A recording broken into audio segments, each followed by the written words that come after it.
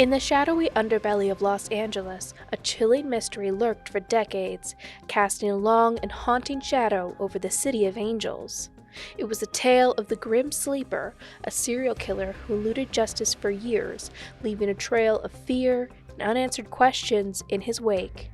Join us as we dive into the harrowing story of the Grim Sleeper, a relentless predator who stalked the streets of LA, revealing the shocking twists and turns that eventually led to his capture. Let's get into it.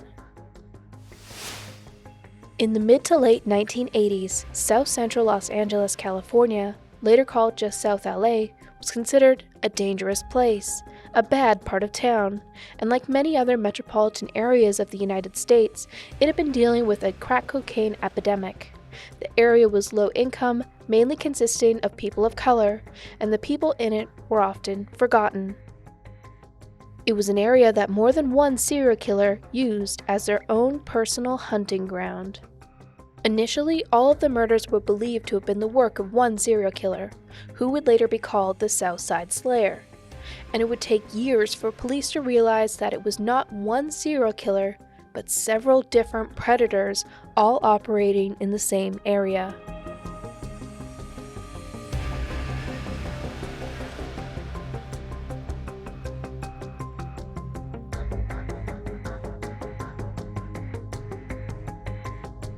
The victims that we will discuss started in 1985.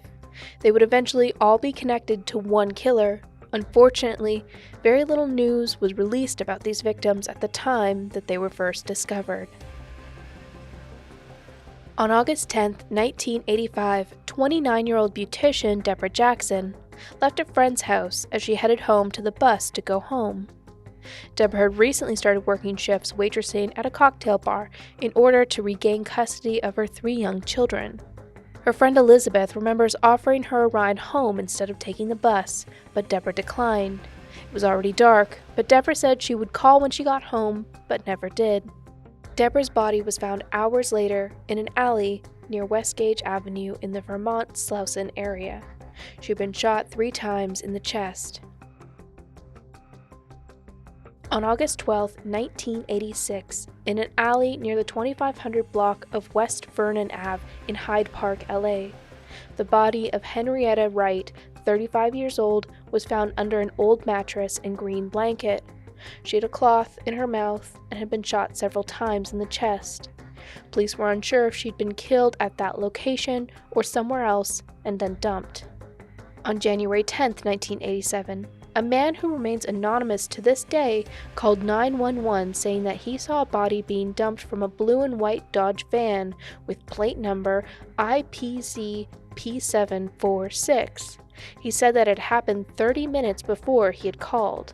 Central.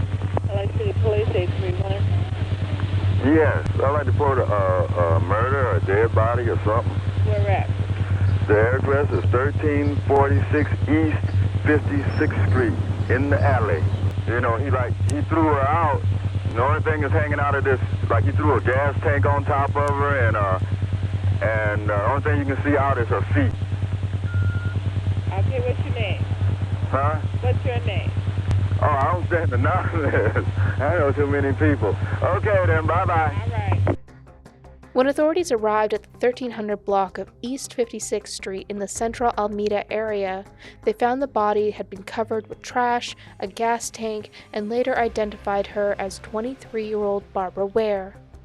The van was quickly found and was located in a church parking lot only 4.5 miles from where the body had been dumped.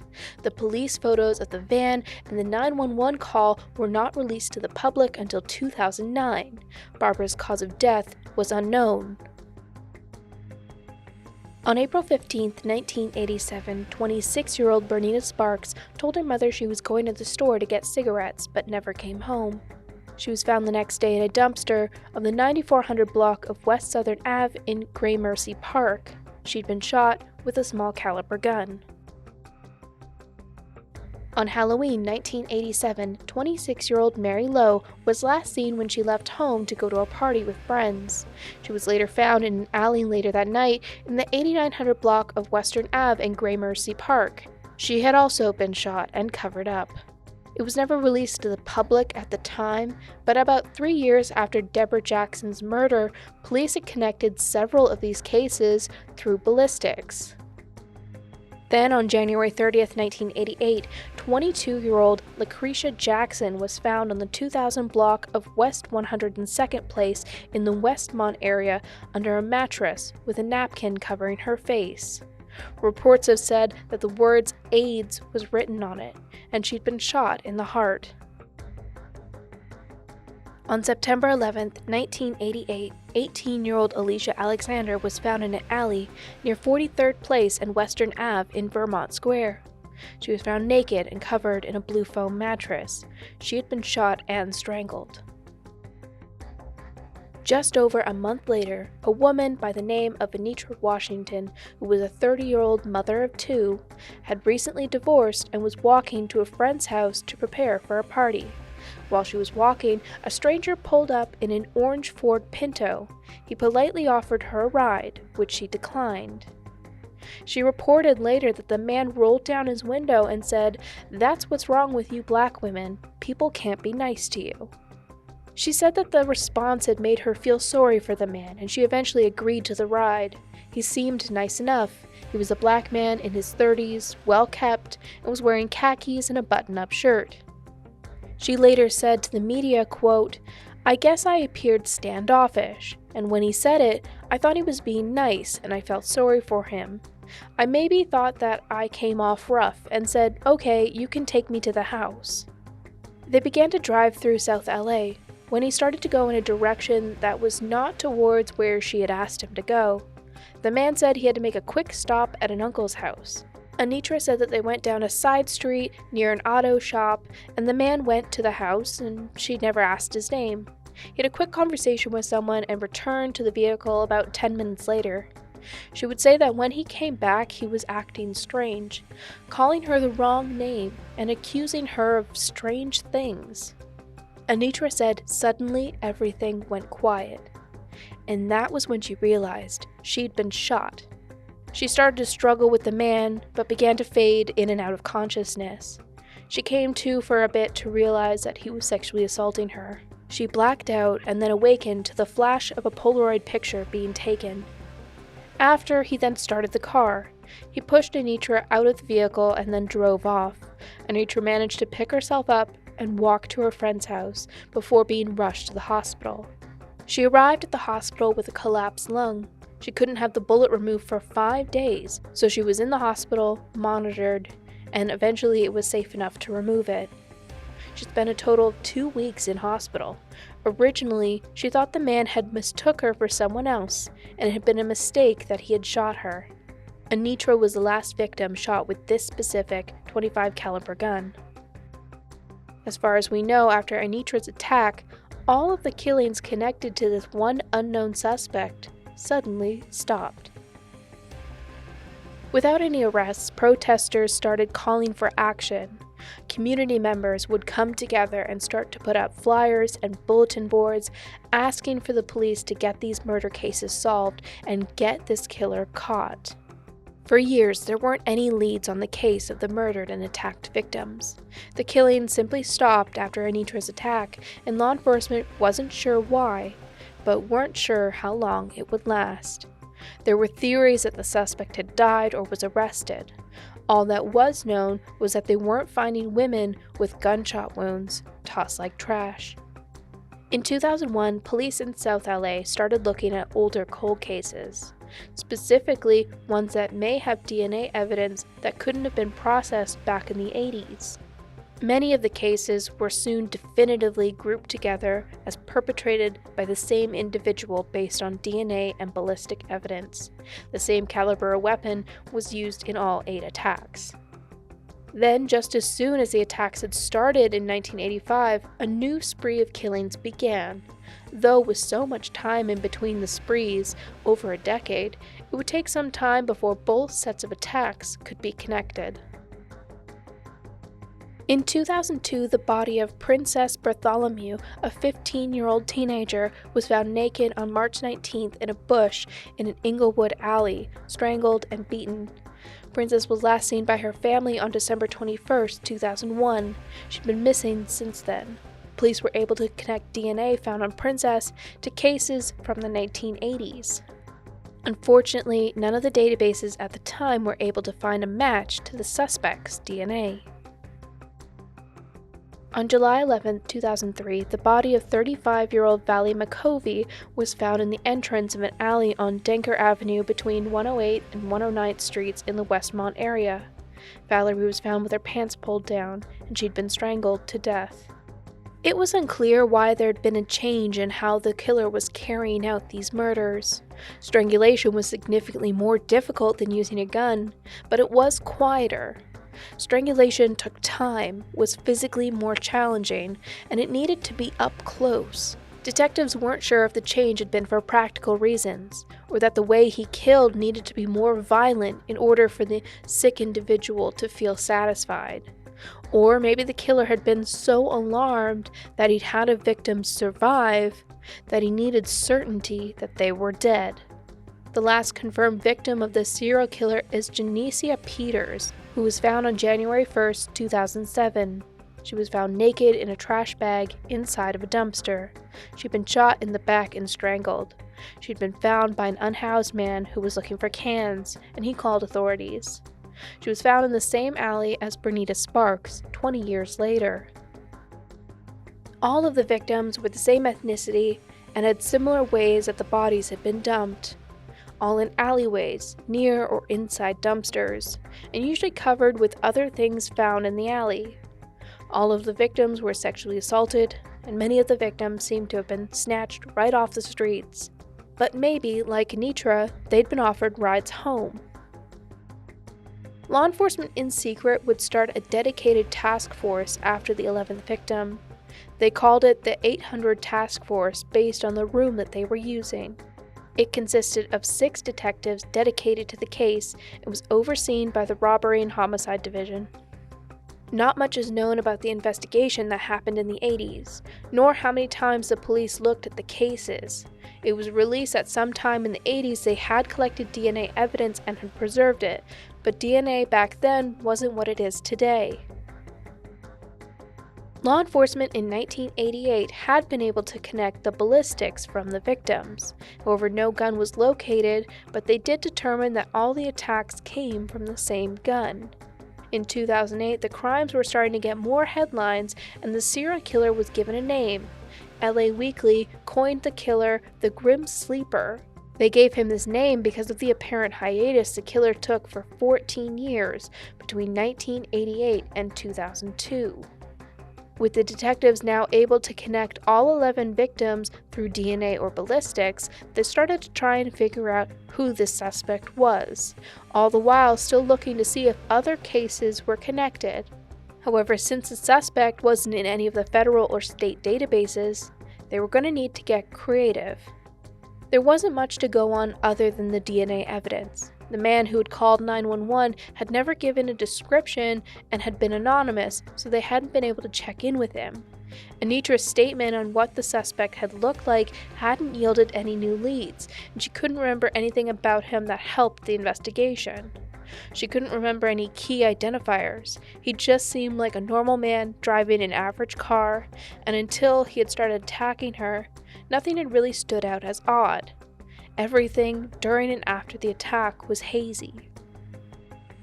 Last time I seen my daughter.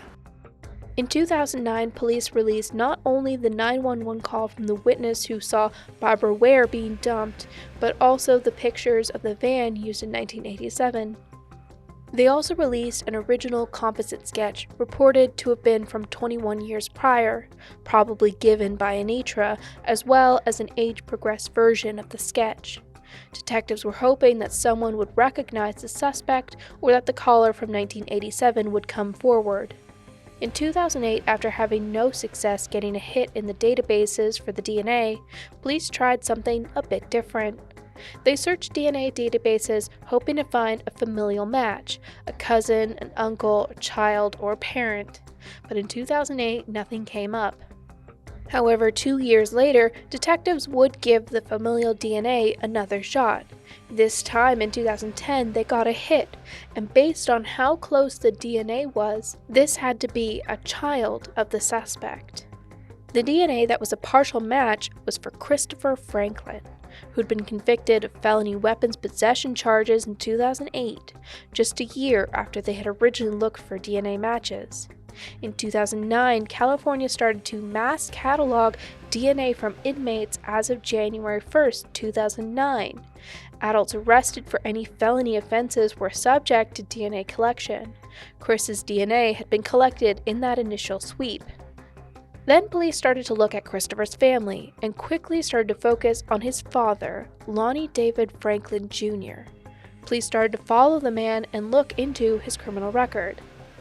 Eventually, law enforcement put an undercover cop in as a waiter at a pizza place where Franklin would attend a birthday party.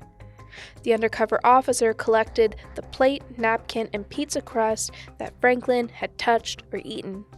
They confirmed that the DNA from the pizza matched their unknown suspect, and that Lonnie David Franklin Jr. was a serial killer that they'd been looking for 2 decades. He was brought in for questioning, and this is the video of his interrogation with detectives. I just want to ask you, do you know why you're here? No, I don't. Do you have any idea why you're here? No, I don't. Okay, well, we're working on an investigation, and there's a warrant for your arrest, charging a count of murder. Count of murder. Yes, sir.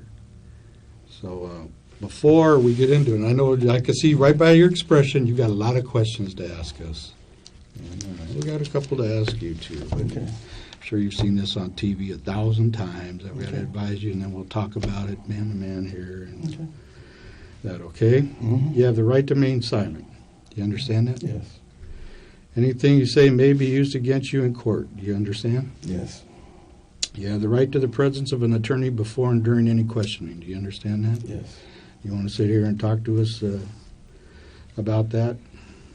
I don't even know what it's about. You know. Oh, okay. Okay. Well, here, I forgot. If you cannot afford an attorney, want to be appointed for you free of charge for questioning. Do you understand that? Yes. Okay. So you want to sit here and talk about the warrant?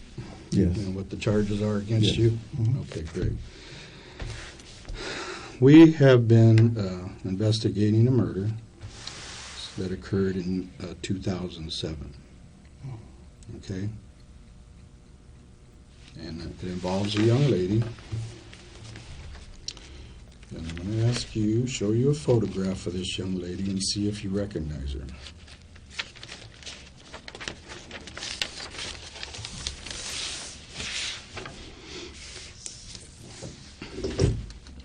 No, I don't. You've never seen that girl before? No, I haven't. Who is that? Is that Peters? Yes. All right. No, I haven't. Okay. Like I said, we've been investigating this since 2007. Mm-hmm. And you're not down here. We didn't just pick your name out of a hat. I mean, you watch all these little police shows and CSIs and all that stuff with modern technologies and all that. Right. Okay, well, you've been identified to this young lady. Okay, do you understand that? Yes, I do. Okay. Do you have any questions about that? Why would you be identified? I don't know. I don't know. I know a lot of people, but I don't know her. Okay. All right. So do you know how I'm sure you've probably heard about DNA. Mm-hmm. Okay. Well, your DNA was identified in relation to this young lady's death. Okay. No, I'm just saying. That's what you're telling me, so that's all I can. Yeah, that's all I can say. How could that happen? I don't know. You have no idea? I have no idea. You've never seen this lady before No, I haven't. in your life? No, I haven't. Okay. Do you have anything you want to ask about her? No.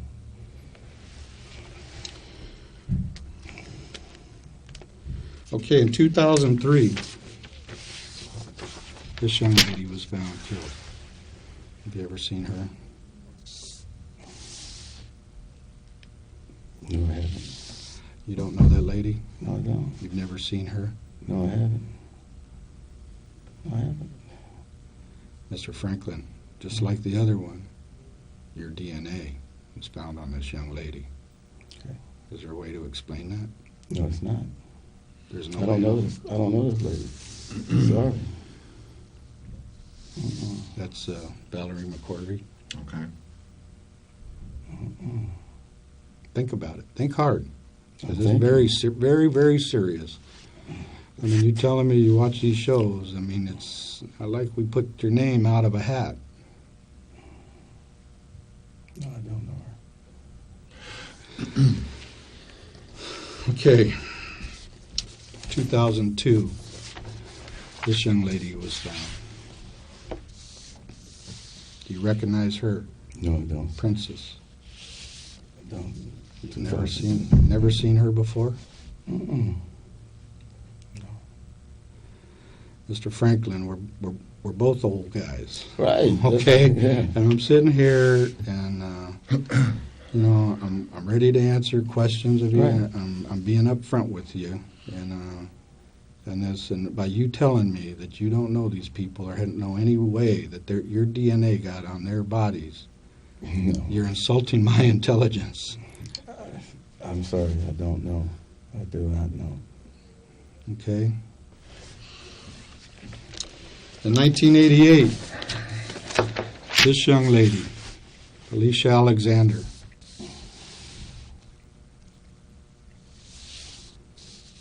was found. And again, My it's all, DNA is it's all linked to you. Now, Mr. Franklin, I mean, you watch these shows. You tell me once, you know, maybe you met the gal and you had a little relationship with her and she turns up dead. You know, maybe a coincidence. I just showed you 4 people. 4 people. I mean, your coincidences are getting pretty slim. Wouldn't you say? Yes, sir. I mean, what do you? I mean, do you have anything to say? I mean, No, I don't. I don't know the people. I'm sorry. I mean, how would your DNA get there? What logical reason? I have no clue. No clue. I mean, I have no clue how my DNA would get there. Okay. This young lady, Lucretia Jefferson. No. I don't know her. Again. Coincidence? My DNA.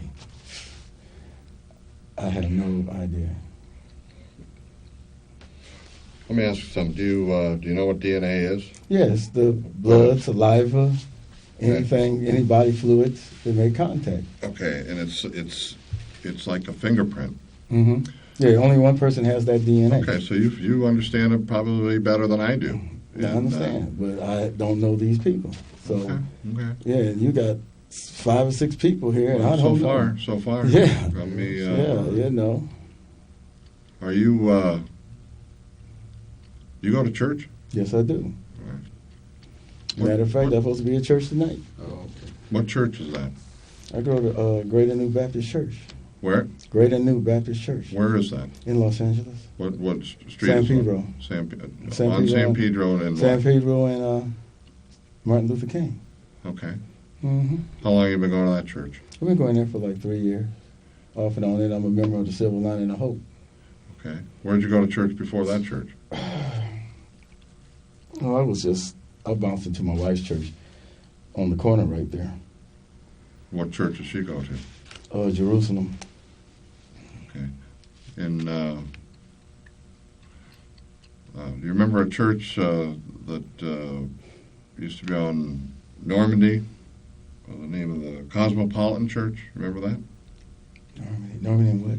60th. 60th? No, I don't. Normandy? No. I only go to that's only 2 churches I. Well, this is going back in Okay. probably the late 1980s. Okay. Or do you remember there? No, it wasn't. Did you used to have access to drive their van? No, I didn't. Did you know people that went there? No, I don't. You're not that far from 60th and Normandy from where you're living. Yeah, it's around the corner from the park. Yeah. Yeah. Okay. Mm-hmm. So, but that's not familiar to you, the Cosmopolitan Church. No, it's not. Okay. Not at all.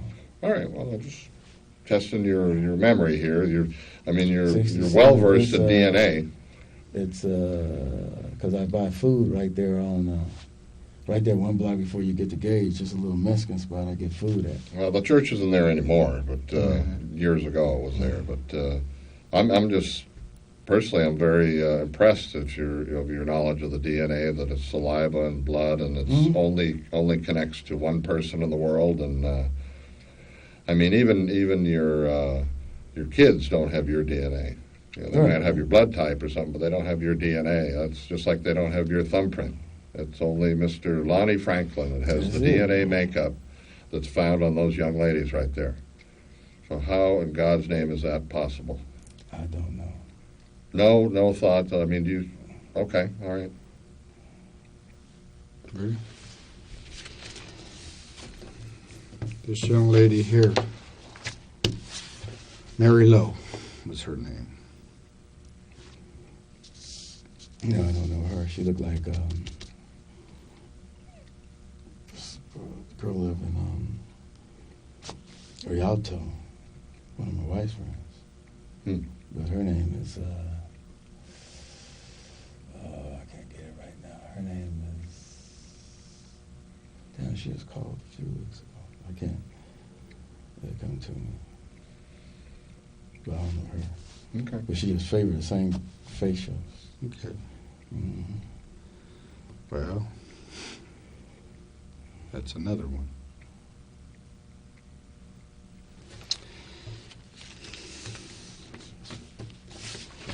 This young lady here, her name was Bernita Sparks. Wow, she looked heavy set. Why? No, I just said she looked fat. Hmm. Yeah, no, I don't know. Okay. You ever own any weapons? Yes. What kind of weapons? I have a 22 long rifle. Mm-hmm. Mm-hmm. What else? 38 revolver. Okay. What else? I got, I had a 9mm. 9mm? Mm-hmm. Okay. Mm-hmm. Any other handgun?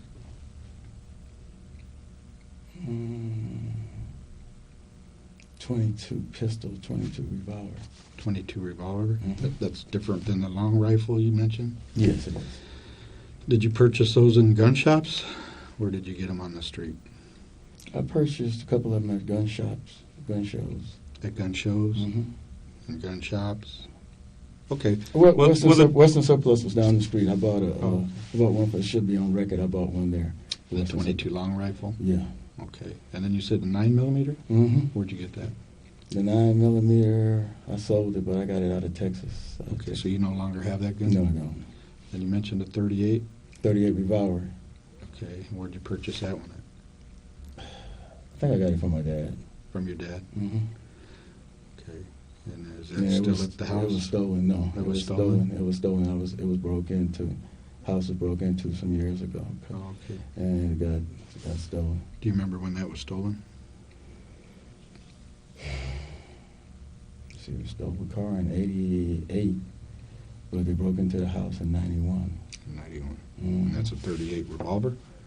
I lost two guns. Okay, what was the other gun?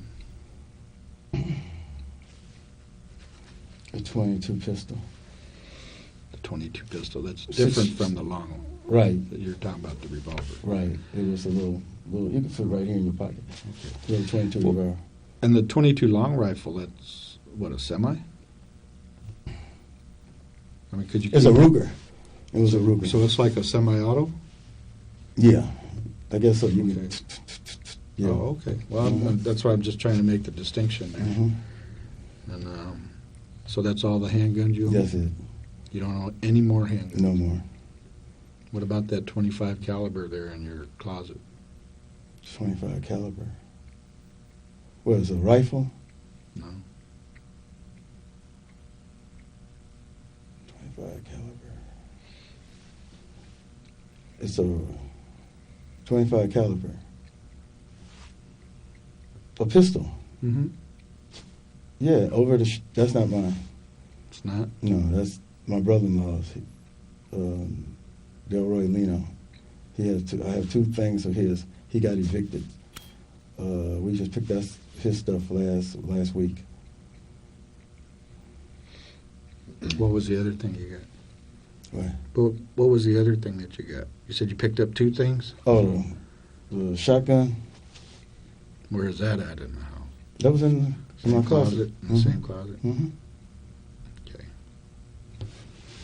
You don't own any other handguns? No.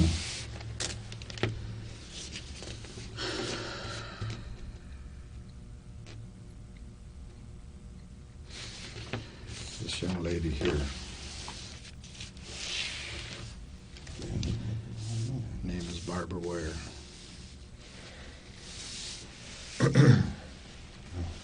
Never saw her before. Mm-mm. Know nothing about it. Nothing about it.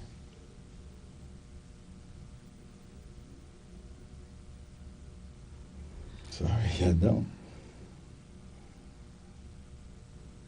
Again, it's like I told you earlier. I mean, I'm really feeling insulted here because all of these people, and it's like I told you earlier, Lonnie, I mean, come on, we're grown men here. I'm not playing games with you. I'm laying my cards right here on the table, just like this. I'm laying my cards right here. I'm telling you. Maybe 1, I'd say, okay.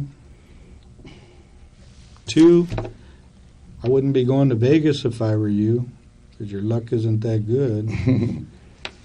But look at all of these. Your luck is running out fast. And unless you come up with some kind of explanation. I mean, I'm not hiding anything from you. I'm telling you straight up. Straight up. I understand that. This young lady, her name is Henrietta Wright. Go ahead, take a close look.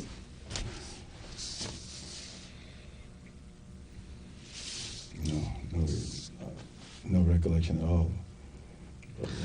No recollection, or you just don't? I don't know her. But ugly, I don't know her. So, What? But ugly, I don't know her. Sorry, I don't know her.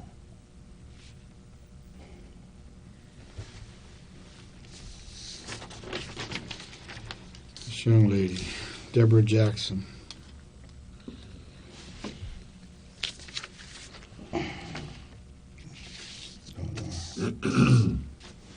So if I told you you were connected to the deaths of all of these ladies, who do you think Detective Kilcoyne and I would be sitting here looking at?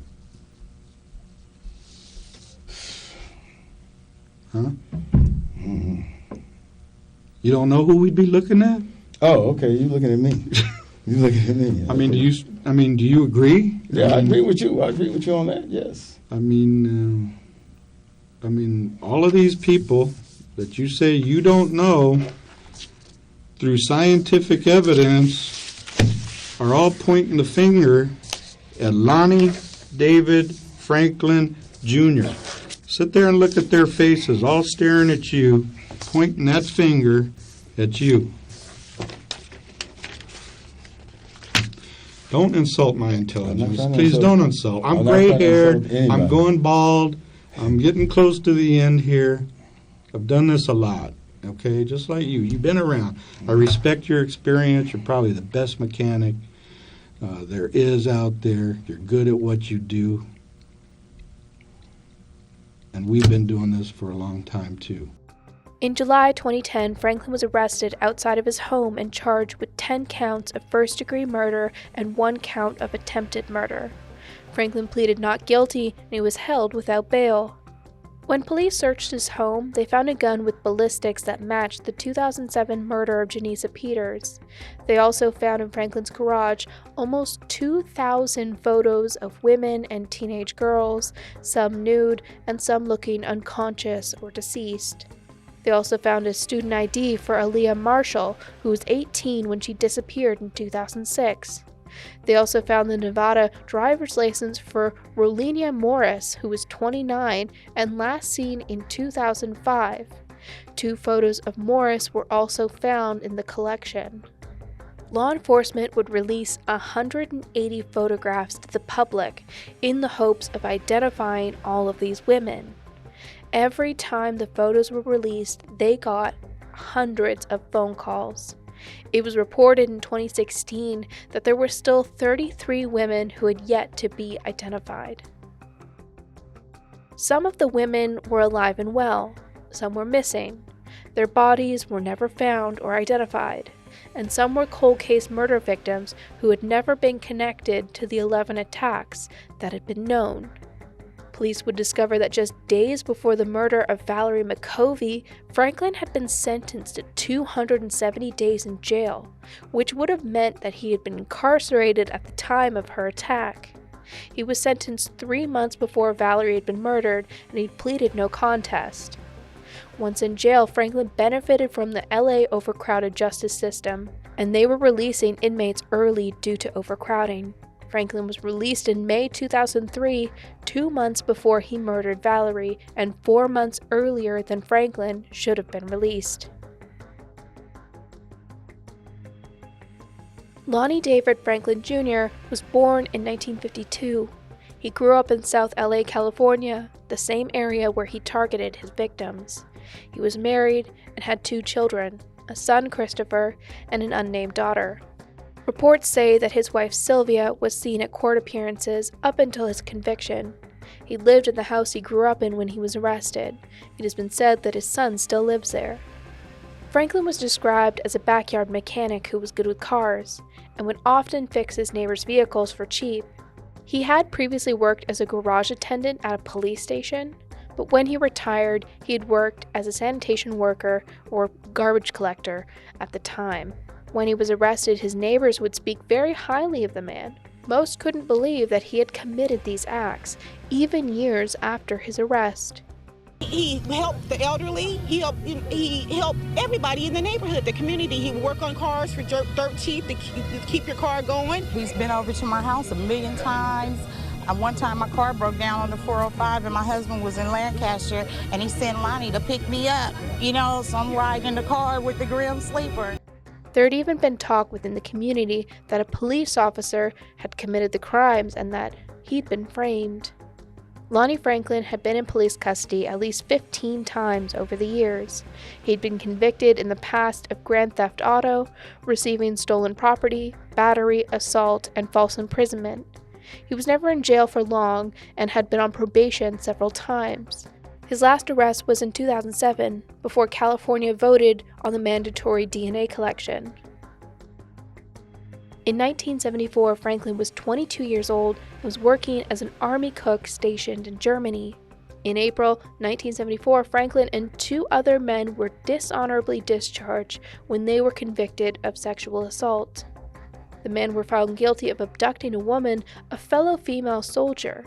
They pulled their car up to a woman named Ingrid. One of the women pulled her into the vehicle, holding a knife to her throat, and then they all took turns repeatedly sexually assaulting her. Ingrid would later testify that it had lasted all night. She did have some cuts on her abdomen, but reported that she didn't fight as she had been afraid for her life. Ingrid also reported that it sounded like someone had started to take pictures of her before the men left.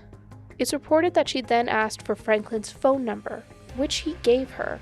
That was how authorities found the men. Franklin had always said that the encounter had been consensual. All 3 men were convicted and sentenced to 3 years in prison.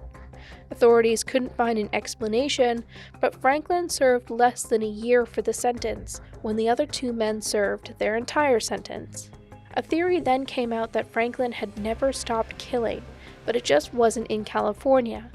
It was discovered that Franklin spent a considerable amount of time in Belize, which is where his wife was from. There remains an unsolved spree of killings in Belize that spanned from 1998 to 2002. The killer was dubbed the Belize Ripper. 5 girls between the ages of 8 and 14 were abducted, sexually assaulted, and stabbed to death. The killings caused a nationwide panic and saw that a national curfew was imposed for all minors. Schools in the region started hiring guards to ensure that none of the children were snatched, and these cases remain unsolved. Lonnie Franklin's trial started in February 16, 2016. The trial had been delayed several times due to various legal issues and the massive quantity of evidence in this case. Anitra Washington testified at the trial. After telling her story, she was asked if the man in the courtroom was the man who attacked her in 1988. She pointed right at Lonnie and answered 100%. Ingrid, the victim in Germany, also testified at the trial about her encounter with Franklin in 1974, saying that to this day she still couldn't leave her home alone at night. It was reported that you could hear the jury's intake of breath when she testified. The prosecution also showed evidence of 4 other possible victims identified after his arrest: Sharon Alicia Dismuke, Inez Warren, Georgia Mae Thompson, who the task force, through investigation, believe were connected, and Rolina Morris, whose body was never found, but pictures found in Franklin's possession made it appear that he had killed her. He was never charged with those crimes or convicted of them. In May 2016, after 3.5 months of trial, the jury took just over a day to deliberate and convicted Franklin of 10 counts of first-degree murder and 1 count of attempted murder. In August 2016, 31 years after the death of his first victim, Franklin was sentenced to death by lethal injection. It is the judgment and sentence of this court that you shall suffer the death penalty. Judge Kathleen Kennedy then read the names of the 10 victims that Lonnie Franklin murdered, the death penalty for each one. I mean, it's obvious that you have a deep-seated hatred for women. Franklin was sent to death row at California's San Quentin State Prison. And in March 2020, Franklin, at 67 years old, was found dead in his prison cell. An exact cause of death was not released, but in a statement, law enforcement said that it's likely that he died of natural causes and that there were no signs of trauma. Despite all of the evidence, pictures, DNA, and ballistics, Lonnie Franklin continued until the day he died, protesting that he was innocent. He never talked about the crimes, and he never gave the prosecution any information about any other crimes he may have committed. He took everything he knew to the grave. To this day, authorities still believe that there are many more victims. They have said that they believe the number to be at least 25 women that he killed and possibly 1 man. Authorities also believe that he most likely was not dormant or sleeping, as his nickname would suggest, for 14 years. So, what do you think of the Grim Sleeper? Why did he get away with his crimes for so long? And do you think he stopped killing for 14 years? And if you see anything else you want me to cover next, let me know. But that's it for me. Thank you so much for being here and supporting what I do. I'll see you on the next video. Stay safe out there. Goodbye.